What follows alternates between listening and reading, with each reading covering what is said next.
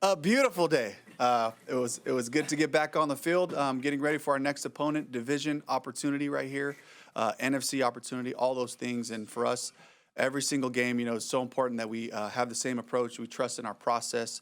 We trust in the way that we go about our work and communicate with each other. Also, on a side note, just really excited for Charlotte FC this Friday. Big playoff game, big excitement here in the building. So pulling for those guys as well. Rico, Yeah. what's the extent of his injury? He's just working through some stuff during the game. Wanted to be smart about it. We're counting on him this weekend, and so wanted to make sure that we get him on the right track so he can get out there tomorrow.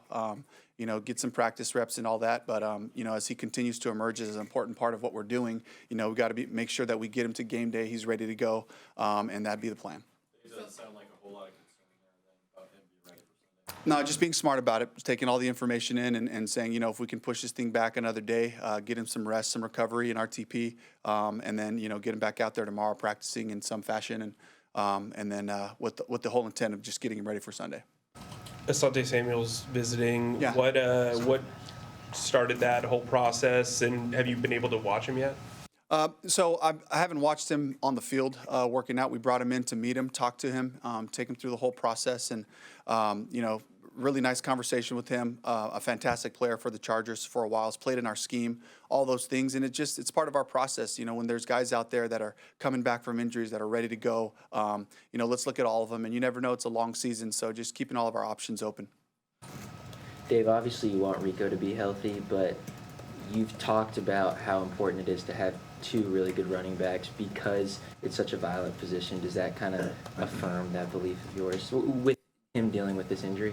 Absolutely. And, if it's Chuba rolling out there, I feel great. I feel very confident in him being able to execute the things the way we want it to be done. And, if it came to that situation, also Trevor Etienne, he's done a great job continuing to grow as a returner and did an excellent job last week in, pretty challenging conditions, fielding the ball for us. All that hidden yardage is so important, that we take advantage of catching the ball first. And whatever we get on the return is a bonus from there. And he just keeps improving that way, too. Why do you think taking away that play calling responsibility for Rosaboom has kind of freed him up seemingly to be more of a playmaker? Yeah, honestly, it was really more about just Trevin's leadership and his growth in this defense, his understanding of our concepts and what we're doing, and his ability to connect with the guys. It was really more that, giving Trevin the opportunity to be back there in front of the huddle, get the information communicated to the guys that he's been playing with now for a year and a half. And so that was really the opportunity. Now, on the flip side of it, that does free up, you got a crazy man out there with long hair flying around everywhere, and it lets him just kind of get the call, pin his ears back, and go play football. And he's done a great job of that too. Dave, with the right guard position, Yeah. You obviously have a bunch of different options with Jake doing what he did Yep. and Cade coming back and Austin. How do you guys parse through, who would be the best option to start, but also who could be the most convenient from a depth standpoint, given how often you are having in-game issues? Those are all great questions, all stuff that we have to talk through. We expect Austin Corbett to come in at right guard and play for us. That's his natural position, made the center move because we asked him to, and has done a fantastic job of being able to give us flexibility inside. It's always so valuable. Even Chandler this offseason, we put the ball in his hands and snapped him a bunch just to continue to develop those guys, the inside players who are available on game day. When you have flexibility for a guy to play a guard or center spot, it does help you a lot in those different situations. Now that the offensive line seems to be getting healthier, how valuable has that evaluation of the guys that maybe you weren't expecting to play as much been moving? How important will that be moving forward? It is. It's very important for us to get all of the film that we can, to see the guys operating together, communicating, and how they respond to different types of defenses. And, can we continue to stay within our scheme and run the things that we count on, with different guys in there. And so we've gotten to look at a lot of guys. And, again, just talking about Jake Curhan and, I don't know, what was it, 5 or 6 plays into the game, all of a sudden he's in at left guard. D-Luke comes back in. Then he's popping in at right guard, and the experience that I've had with Jake over the years, he's given us plays at tackle in the past, and he's done an excellent job that way. Played some big tight end, pseudo Brady, like Brady gave us that. Other than the center position, we haven't really, I haven't had experience with Jake at center, but the flexibility, the coaching, again, I have an opportunity to talk about Harold Goodwin, Joe Gilbert, Dean Petzing, who onboards the guys as they come in. They sit with Dean in the office and talk about the language. Here's our calls in the run game. Here's our call in the pass game. And these guys are all hands on deck. And, the way that I see it is the position coach coaches from the top down. And Dean Petzing, you coach from the bottom up. The guys that aren't getting those reps, let's make sure that they're continuing to track with what we're doing so that when these opportunities come, they're ready to go. Dave, Bryce's numbers aren't great, yet the team is still winning. What does that say to you? Great team football, just winning in all three phases, playing together, complementary football. I think he's doing an excellent job of getting us to the right runs, getting us to the right protections. And again, put him in high-stakes situations. He comes through for us with a couple of big throws in that last drive, to complement with Rico's run at the end. So continues to do a great job that way. Are there times where the numbers don't really give a full picture of a player's contribution? It's wins and losses. Those are the only numbers that count to me. And while I know Bryce would be up here, and he'd be the first one to tell you, there's some passes along the course of the season that he'd love to have back, at the same time. This is a group that's growing together, the young skilled group that we have with T-Mac, Xavier, Jalen Coker, who's looked a week better. I think I alluded to that too. Just I got to do a better job. Brad and I just getting Jalen going, and there wasn't a lot of passes to go around last week. We had, I think, 20 passes on the day or something like that. So, but Jalen made the plays when we needed him to. So, Wins and losses as a number. I mean, Bryce is if you view QB stats as a thing, he came into the season with 6 wins as a starter. He could tie that this weekend if you guys were to win. What does that say about how the offense has kind of worked around him and how he's worked in the offense? And team-wise? honestly, it starts with Bryce, and Bryce is the one that leads the charge. He's the one that pushes the urgency in practice, talking to the guys, be engaged all throughout each day. And it's that type of leadership that he continues to bring to the team, and you ask him, he'll tell you, I just want to win. Whatever that takes to win, that's what he would like to do and wants to win with his teammates. And I know the guys feel that, and there's a sense of confidence when he's out there. Seeing DJ Wanham really get untracked yet, what's been slowing him down in the pass rush this year? Opportunity, I think, just different scenarios, different situations, and we're counting on DJ. He's done an excellent job, gives us a lot of flexibility in terms of our stunts and packages. He's a very cerebral guy and really playing the run tough on the edge. He sets edges for us like we count on, and then that just lets Turk and DB and Ashawn and Bobby and those guys kind of cut it loose on the inside. Monday about the benefit that you were hoping to maybe see out of a victory Monday with that additional day off, seeing it pan out, anything you noticed in terms of energy or attitude or just the way the team is approaching it back today? Yeah, they handled it great because we had an awesome Wednesday, and that's always the litmus test, right? How do we come back to work when they get that time off, And with that being said, we had a huge percentage of guys come in, get their lift in, say hi in the office as we were kind of going about our game planning business and all that. But to me, it's about the results of the day.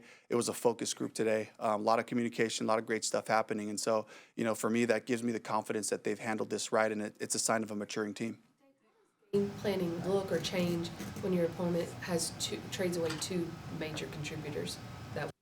Yeah, you do have to look at how are they using those players and who might they put into, because basically, we're not going to just completely go away from the core of our systems, regardless of who's in there and who's out of there.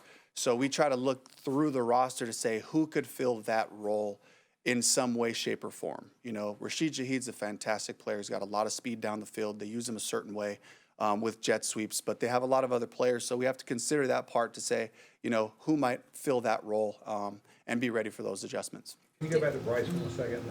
What kind of that we may not see behind the scenes shows what he's doing for, I guess, leadership or whatever, that is making a difference out there that's kind of intangible type stuff? Yeah, it's on the field. It's in the meeting rooms. It's constant communication with his guys about small adjustments, in our pass game. As we get into different areas, third down, red zone, hey, if you get this look, this is what I'm expecting, and just real ownership of our concepts. And that's what I want. That's what Brad and I want. We just love when the guys come to us and say, hey, can we move this split down a yard here for this type of leverage or access. If this happens, can we do this? And working through those scenarios, that's what I love. I love the ownership part of that. And then it's on the field. It's in practice. And, I think human nature is to, as the practice goes on and gets longer and longer, there can be a dip in the energy. It's the quarterback's responsibility to snap guys back in, and he's done a fantastic job of that to keep the group focused as we continue to finish these days. Dave, there's- Presley coming back today, full participant. You mentioned the other week him finishing that game when he had the rib thing. What have you seen from him in his development over the course of the rookie year? Yeah, taken to coaching, he's getting coached hard. AC Carter does a fantastic job of talking to the guys, keeping them accountable for the responsibilities. These are things. Sometimes in the games, you see something for the very first time, and we plan for certain concepts. They throw something new. We have to make adjustments. It may be the first time he's ever seen that. And what I've seen Princely do is just take the coaching, apply it, and then again for him to continue to battle back, dealing with the ankle, but to get himself back out there today. And really, it was his work through the weekend and Monday that really gave us the confidence to put him back out there. He was here.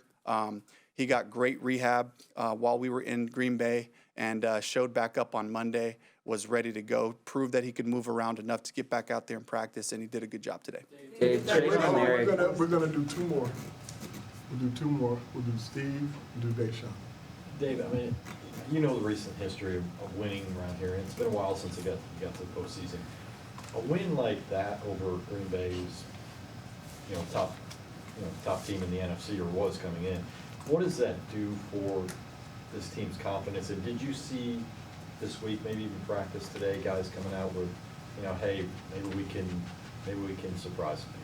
Well, you just got to be truthful about it. We won the game. There's a lot of stuff that we got to clean up, and there were instances in the game that really gave the Packers a couple of opportunities. Namely, they caught us with 12 on the field, which was a big emphasis. We know they do that. Those are the types of things that we have to continue to clean up. On the offensive side, just some penalties on a 4th and 1. And having clean hands in those situations. Coach Caldwell hit me up after the game and was like, what that win means is that you won 5, you didn't win 4. So to me, it's like that's the next game mentality. Let's go play the next one. We have a hungry team that we're facing this week that has to be the focus. This group, to your point, I can feel the confidence as we grow because of the understanding of what we're doing, the speed of play, the communication, and the trust. Those are the things that I'm looking for to gauge. And really, like, as far as just making any statements, it's like that was one game. We have to go and replicate that, because when we do play and take care of the ball, when we take it away from the opponent, limit the explosives and get a few, play really good on special teams, it leads to good results. We have to capture those things, capture the process that leads to wins, and that's the most important part. Deshaun, last question. I was going to ask about Trayvon Merrick. We've heard a lot of fun descriptions of just the difference in his personality on the field, but how would you describe what his impact has been? He just plays with a real urgency. He loves it. Bottom line, if I could say one thing about Trey, he loves football. He loves to be out there at practice. He loves to be out there during the game. We had a cool moment at the half. He could feel it. And I was like, it feels like you're going to get one. He was like, I think so too. He keeps putting that ball up there. And sure enough, it had it. He picks the ball off, has a nice return, comes running over, pointing, and it was just like, he's looking for opportunities to make a big hit, to make a play. Really brings an explosiveness to what we're doing on the defensive side. Y'all celebrate him in any way for the Defensive Player of the Week?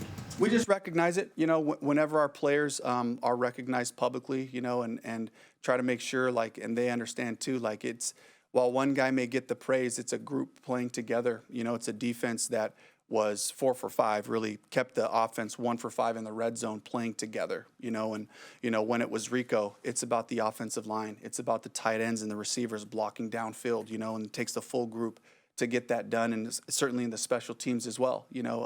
When our guys have success, let's spread that love. Let's make sure that we understand we do this collectively, and it's because we're playing good football that these things emerge and people recognize our players. All right, thank you.